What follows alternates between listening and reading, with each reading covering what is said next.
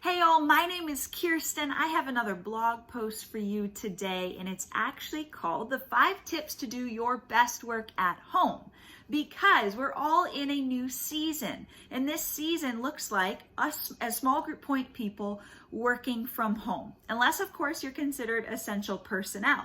But for the majority of us, we're at home and we're trying to do our best. So I wanted to include 5 things that I have found to be really helpful for me to ensure that we're all working our best.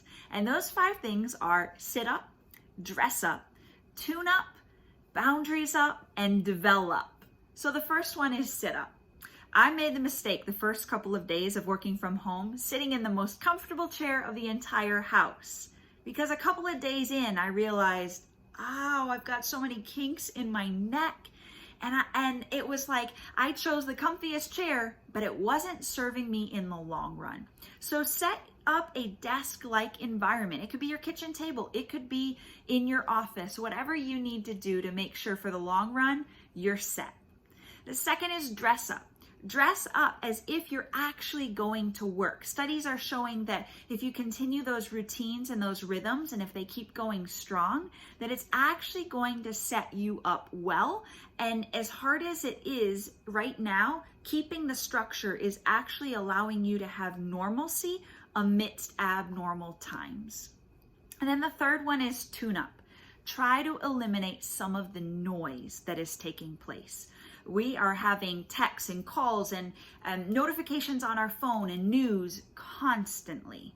And it can actually be overwhelming. And not every social media notification do you need to respond to right away. You don't need to leave the news on all day long. Instead, tune up and be intentional with the noise that is taking place. My recommendation, if there's going to be noise at all, it's going to be calls and texts to my leaders, to my other small group coaches, to small group members, to make sure that they know that my care, my love for them, my voice is the loudest in their life, apart from God's, apart from their families, so that is more important to them hearing from me than social media notifications or the news. And then boundaries up. Speaking of these parameters, we want to talk about boundaries. This actually can be tricky, because just because you can work from home doesn't mean your work should consume your home. And what I want to challenge you with is to be very intentional with your boundaries, because what we do now will then create habits later. So when COVID is all said and done, if we have worked during the day, worked in the evenings, worked on the weekends because we've had free time or we didn't know what to do with our time, and so we just thought, I'll just answer a few more emails.